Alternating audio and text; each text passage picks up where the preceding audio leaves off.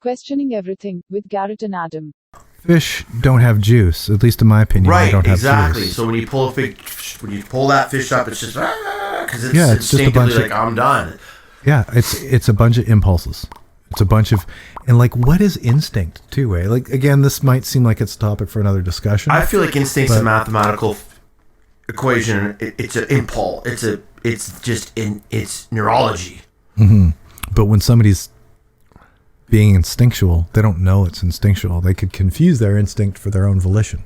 People confuse their autonomic activity for their own volition all the time, right? They think they're making the decisions for themselves. Meanwhile, you've got people puppeteering them and essentially telling them what to think. If you look at neurolinguistic programming, who's that neurolinguistic programmer? He's on TV. He like sets people up for... That's why you got Google. Darren Brown.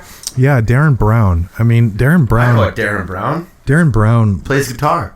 His stuff is literally so squirrely that he will mess with somebody's mind and literally make them think that they have come to their own ideas themselves. Meanwhile, he's given them all of those ideas, literally just feeding them ideas, using word patterning and using symbology and he's manipulating them into thinking a certain thing. That's so and smart. They believe it to be themselves. Well, that's just like Magic for Humans on Netflix. If you watch that magician, I don't know if you've ever seen, he's fucking phenomenal. But he gets a trick where he makes the person write a word out, or he writes the word. He's like, he asks them a series of questions. What were you thinking? Was this the guy you're thinking of? And they're like, oh my God. But he goes back and shows you his tricks.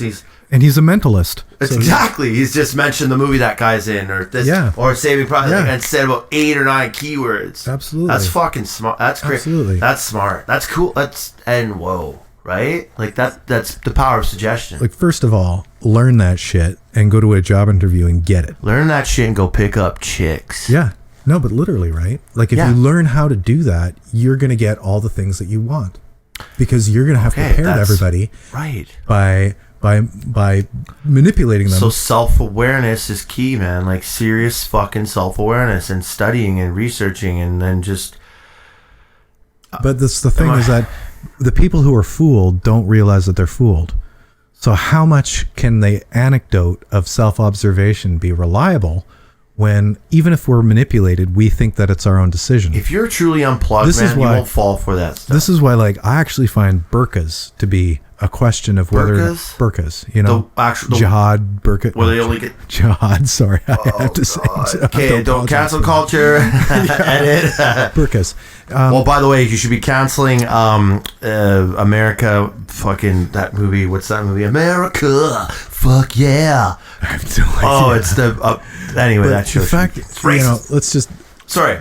Burqas are only one example. Are those the ones that just keep your eye? That's all you can see is the eyes. Yes. So what? Right. Well, there's the idea that people are trying to like ban burqas, and the reason that they're trying to ban burqas is, truth be told, because it's a real bad security thing when you can only see somebody's face or somebody's eyes and not the rest of their face. Well, it's also pretty oppressive. Is it? Well, if the woman, I'm sure, I don't know, like, that seems like a pretty hot thing to have to fucking wear around. Okay. Now. Well, isn't it? If she's like, okay. Personally, I think it is, but it's oppressive. I think it is, but my reasoning is different, because somebody would, if they wore a burqa, would tell you that it's their choice, right? Okay, then you just go, whatever. If you're libertarian, oh Jesus, then you want people to be able to express themselves, right? And trying to prohibit somebody's dress because you think that it's prohibitive, I don't think you should be prohibiting that. Is a weird thing, right? Yeah, I know, but like even saying that they shouldn't wear it because it's oppressive. Well, I look at that and go, that stems from an oppressive culture. It's an oppressive way of thinking. Absolutely. Does that person, if they're like, I want to wear this is where I feel comfortable, then hey, that's cool, man. Is it? Well, if they're okay with it. Really? If the person were... But you just established that it's an oppressive culture. But I believe it is. I believe that anyone should be... I agree. Okay. I know. Currently, the idea that women have to wear that outfit in order to hide themselves from males, because it's a temptation. Because it's a temptation.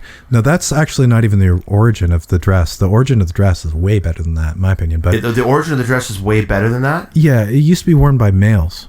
Okay.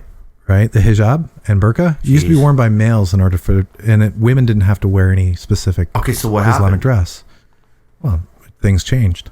But it used to be worn by males to identify each other, so that if you saw another Muslim getting beaten up or exploited or whatever, you could step in and protect them. So it was an identifier. Whereas now it's to hide people so that you're hidden from temptation or women, whatever the hell. specifically. Yeah, women specifically. I saw a woman wearing one of those on the river, Coquitlam River. Oh, yeah.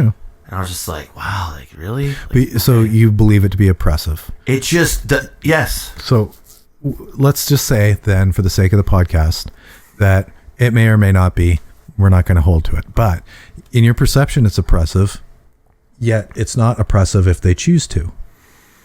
My opinion is that it's oppressive, and that oppressive ideologies manipulate people into making them choose to be a part of it. Oh, yeah. So the fact that somebody chooses to be a part of it doesn't make it less oppressive. In fact, it's just part of the oppression.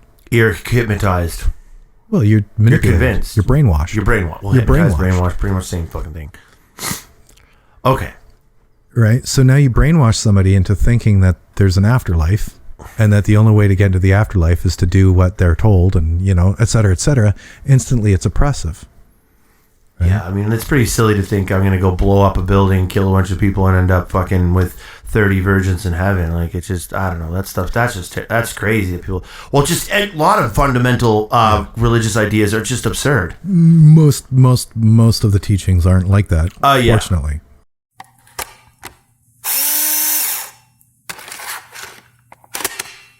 Advertisement loading.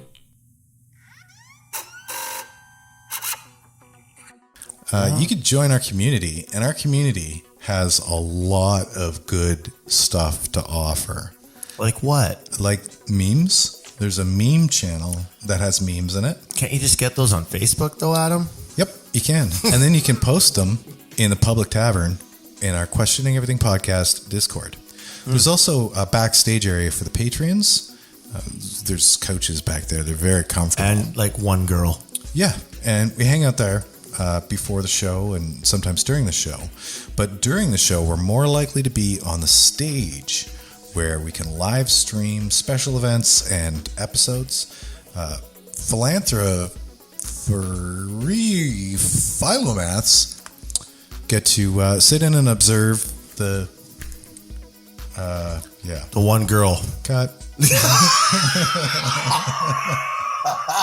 You're not out of that.